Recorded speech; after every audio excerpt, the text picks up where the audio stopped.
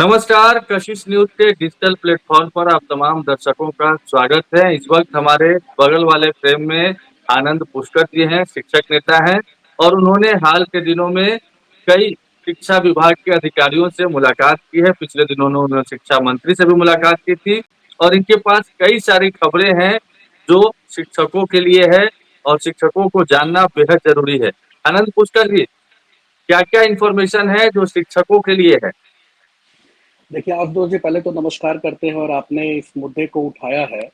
Practical बात है कि बहुत दिनों से शिक्षकों की एक लंबित माँग रही है और वह माँग यह थी कि उनके वेतन की विसंगति थी।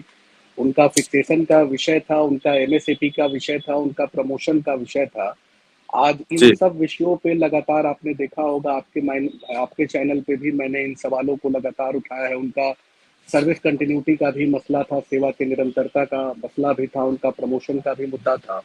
आज इन विषयों पे मेरी बात भी हुई है, मैं डिपार्टमेंट में गया था, उच्च स्तरीय पदाधिकारियों के समक्ष भी मैंने सारी को रखा, पूर्व में भी रखते रहा हूँ और इन विषय पे एक सकारात्मक बातें भी हुई है और डिपार्टमेंट भी अपनी ओर से कहीं गंभीर है, सरकार भी गंभीर है। उस विषय में एक बात ऑलरेडी तय हो गई है कि जो शिक्षकों की महँगाई भत्ता जो कम हो चुका था, जो 50% अब था और हम लोगों की माँग थी कि उनका महँगाई भत्ता 55% होना चाहिए। उनकी महँगाई भत्ता को बढ़ाने के लिए भी हम लोगों ने उनके हाउस अलाउंस को बढ़ाने के लिए हम लोगों ने सवाल को उठाया था। दूसरा एमएसपी का मसला था। तो इन सभी विषयों पे एमएसपी का मसला हो गया, चाहे उनका महँगाई भत्ता हो गया, उनका हाउस अलाउंस का मसला हो गया, इन सभी मसला पे डिपार्टमेंट की सहमति ऑलरेडी बन चुकी है और ही मुझे लगता है कि 4-5 दिन के भीतर ही सारी स्वरूप जो बन गई है उनके वेतन की विसंगति को दूर करते हुए और जल्द ही वो वित्त विभाग में चली जाएगी और मुझे लगता है कि अगले महीना में वित्त विभाग से वो सारी संपत्ति भी चली आएगी और उनकी जो एमएसपी का लाभ है, चाहे उनके जो हाउस अलाउंस है या उनके महँगाई भत्ते हैं, ये सब सारे उनके जो वेतन की विसंगति जो पड़ी हुई है, उनके प्रबंधन के मुद्दों पे, इन सभी मुद्दों को हम लोग लगातार लेके लगे हुए थे और वित्त विभाग में फाइल अगले सप्ताह में चली जाएगी और मुझे लगता है कि ये सब सारी चीज़ों पे सकारात्मक निर्णय होके भी आएगा और हम लोग देखते भी हैं। हम तो लगातार शिक्षकों के लिए आवाज़ को उठा रहे हैं। दूसरी बात है आशुतोष जी की जो उनकी सर्विस कंटिन्यूटी के मसले थे, वो लगातार 2020 की नियमावली जो बनी हुई थी, उस नियमावली में स्वर्गीय केदारनाथ पांडे जी ने भी इस प्रोविज़ को बनाया था और सरकार ने तय भी किया था कि उनको सर्विस कंटिन्यूटी का लाया जाएगा। मसले भी लोग ध्यान किए हैं और हो सकता है कि सरकार स्तर की सारी चीजें हैं तो इस मसले को लेके मैं जल्द ही बिहार के माननीय मुख्यमंत्री को भी मिलूंगा और उनको अवगत भी कराऊंगा क्योंकि उनकी सरकार ने ही 2020 की नियमावली में सर्विस कंटिन्यूटी को सेवा शर्त नियमावली में जिक्र भी किया था कि हम शिक्षकों को सर्विस कंटिन्यूटी का लाभ भी देंगे और वहां से भी हम लोग कोशिश कर रहे हैं कि जो हमारे विशिष्ट शिक्षक जो बन गए हैं, चाहे हमारे जो शिक्षक टीआर 1 में चले गए थे, उन शिक्षकों को भी सर्विस कंटिन्यूटी का लाभ दिया जाए। उनकी जल्द से जल्द उनकी वेतन विसंगति दूर हो, उनको प्रमोशन का लाभ दिया जाए। उनकी जो महँगाई भत्ते, हाउस अलाउंस का जो विषय फँसा हुआ है, उन विषयों को जल्द से जल्द दूर किया जाए। इन सब विषयों को लेके हम लोग लगातार लगे हुए हैं। दूसरा आशुतोष जी बता देते हैं कि एक और मुद्दा हम लोग का था, गंभीर मुद्दा था कि जैसे छुट्टी को लेके आप देखते होंगे कि जो ई शिक्षा पोर्टल पे जो शिक्षकों का जो बना है, तो ई शिक्षा पोर्टल पे आपने देखा है कि जो शिक्षकों का जैसे विशिष्ट शिक्षक है, टीआर 1 के शिक्षक है या टीआर 2 के शिक्षक हो गए या टीआर 3 के भी शिक्षक अब आ चुके हैं या पुराने नियमित शिक्षक जो हो गए हैं, तो उसमें एक दिक्कत आ रही थी क्या कि लीव को लेके जो विशिष्ट शिक्षक है उसमें 2-3 तरह की लीव उनको दिखा नहीं रहा था। उस विषयों को भी लेके हमने आज संज्ञान दिया है जिसपे डिपार्टमेंट सकारात्मक हुआ। मुझे लगता है कि जल्द ही ये लीव वाला मसला भी उनका जल्द से जल्द दूर हो जाएगा। तीसरी बात है कि जो पुस्तकालयाध्यक्ष जो हमारे हैं उनको उनकी हाजिरी तो ई शिक्षा पोर्टल पे बनती है लेकिन उनके पास में उनका लॉगिन आईडी नहीं है जिसके चलते इन आउट का अटेंडेंस भी अपना वो लगा नहीं पा रहे हैं तो उस विषयों पे भी हमने उनका ध्यान को आकृष्ट किया है। सक्षमता 2 और सक्षम पुस्तकालय अध्यक्ष के स्थानांतरण वाले विषयों को भी हमने आज संज्ञान में दिया है कि उनके लिए स्थानांतरण के लिए आपको दरखास्त लेना चाहिए और उसको भी जल्द से जल्द स्थानांतरण का लाभ भी देना चाहिए। तो यह मूल जो विषय थे आशुतोष जी, यही सब विषयों को लेके आज चर्चाएं हुई है और संवाद हुआ है। अच्छा, एक आनंद पुष्कर जी, हेडमास्टर का जो तबादला हुआ है, टीचर का, हेडमास्टर का, इसमें भी कुछ कुछ विसंगतियां सामने आई है। कई लोगों ने ये आरोप लगाया है, कहा है कि उन्होंने जो ऑप्शन चुने थे उससे इतर उनको जिला या स्कूल अलॉट कर दिया गया है। इस विषय पर कोई बातचीत हुई है क्या अधिकारियों से? देखिए, इस विषय पे भी बात हम लोग की हुई है। जैसे एचएम वाले में भी कुछ हमारे पास में ऑन रिकॉर्ड आया था कि बहुत सारे ऐसे शिक्षकों का काउंसलिंग नहीं हो पाया था।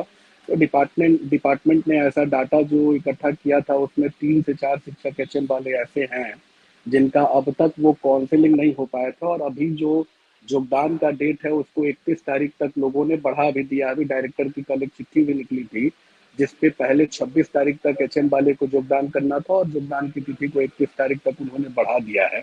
डिपार्टमेंट इसकी समीक्षा में लगी हुई है कि जैसे ही इसकी समीक्षा कर लेंगे कि कहाँ कहाँ हमारे जितने हेडमास्टर का या एचटी का रिजल्ट हुआ था, कितने लोग कहाँ योगदान कर रहे हैं, नहीं कर रहे हैं, बहुत लोगों का जो प्रखंड का विकल्प तक लिया गया था। देखिए, हम तो इसके लिए आशुतोष जी माननीय शिक्षा मंत्री महोदय को बहुत धन्यवाद देते हैं। यह मेरी ही मांग थी, मैं जाके माननीय शिक्षा मंत्री महोदय को अवगत कराया था, और आपके मंच पे भी आके मैंने कहा था, उस समय भी मैंने कह दिया था, क्योंकि माननीय शिक्षा मंत्री महोदय सकारात्मक थे। उन्होंने कहा था कि मैं जिले के साथ, देखिए या प्रखंड का प्रमंडलीय स्तर का ये कैडर था एचएम वाले का, और एचपी वाले का जिला स्तर का कैडर था, लेकिन प्रमंडलीय स्तर के कैडर होने के बाद भी माननीय शिक्षा मंत्री महोदय ने लिबर्टी दिखाई, और उन्होंने मेरे रिकमेंडेशन के बाद उन्होंने जिला लिया, और जिला के बाद में प्रखंड का विकल्प भी उन्होंने लिया।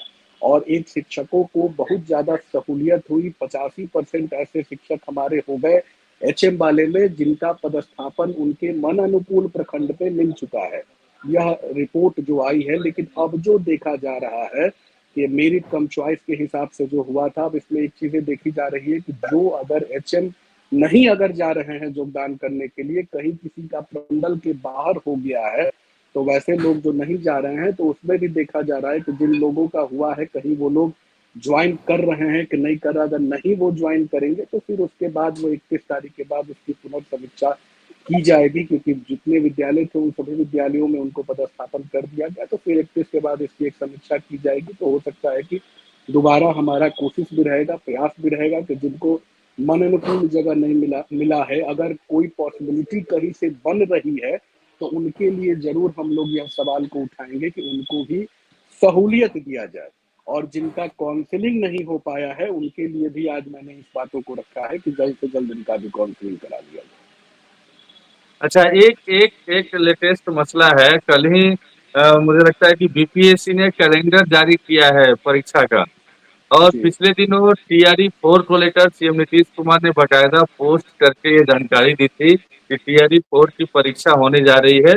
और अनुमान लगाया जा रहा था कि संभवतः इलेक्शन के पहले ही सारी प्रक्रिया पूरी हो जाए, ऐसा निर्देशित भी किया गया था, जैसा उनके पोस्ट से लगता है।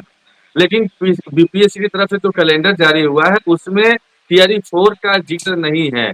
तो क्या इस संबंध में अधिकारियों से कुछ बातचीत हुई है, कुछ कहा गया है?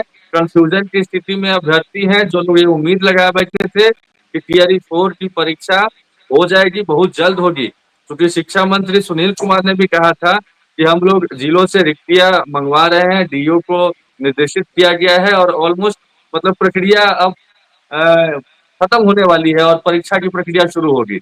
इस संबंध में क्या कोई इंफॉर्मेशन है, आनंद जी?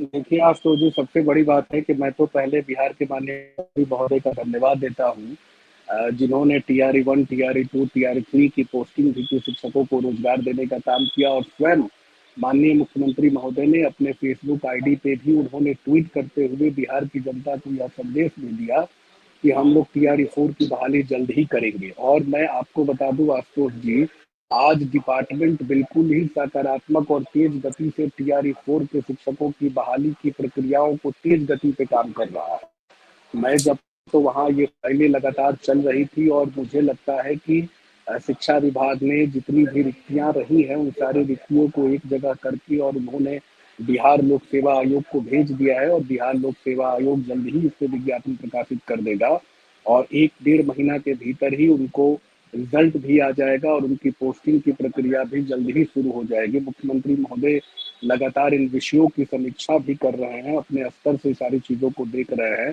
माननीय शिक्षा मंत्री महोदय भी लगातार इन विषयों को अपने स्तर से देख रहे हैं और मुझे लगता है कि जल्द से जल्द TRE 4 के लोग भी जो बिहार में हैं, जो चाहते हैं, जो आना चाहते हैं, उनको जल्द से जल्द TRE 4 में स्थान मिलेगा और जल्द से जल्द वो भी शिक्षक बन के आएंगे। अच्छा, ये आप कंफर्म कर रहे हैं कि जो रिक्तियां थी वो DO की तरफ से शिक्षा विभाग को भेजी जा चुकी है और वो शिक्षा विभाग की ओर से BPSC को भी जा चुका है, ये कंफर्म?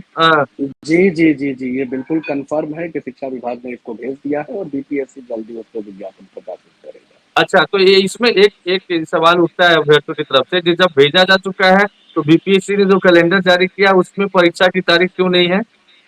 देखिए, परीक्षा की तारीख अब निकल जाएगी, परीक्षा की तारीख जल्द ही निर्णय इस पे हो जाएगा क्योंकि मूल रूप से जब हो सकता है कि वो कैलेंडर बनाए होंगे, उस समय उनकी संजीदगी में बातें नहीं थी, लेकिन उनके कैलेंडर में ये बातें अवश्य जुड़ जाएँगी क्योंकि शिक्षा विभाग ने मुख्यमंत्री जी के निर्देश के बाद तुरंत जो है रिक्ति मंगा के और उन्होंने बिहार लोक सेवा आयोग को दे भी दिया है। चलिए, तो ये एक और गुड न्यूज़ दूसरी दे रहे हैं। बात जी। जी, दूसरी बात ये है कि जैसे अभी जो हमारे पुराने नियमित नवप्रोन्नत प्रधानाध्यापक थे, जिनकी कुछ संख्या रह गई थी, उनके लिए भी आज हमारी बात हुई है और पिछले बार भी हम लोग लगातार लगे हुए थे। उनके भी पदस्थापन का विषय था, तो उनका भी पदस्थापन का विषय संज्ञान में आ गया है। संचिकाएँ अभी बढ़ी है ऊपर में, हो सकता है कि जल्द से जल्द उनके लिए भी कुछ आदेश आ ही जाएगा। तो और मुझे जो लगता है कि अ, सारे वर्गों के जितने भी शिक्षा कैटेगरी में बटे हुए हैं, सबके लिए कुछ ना कुछ आपके पिटारे में है, अधिकारियों के हवाले से सब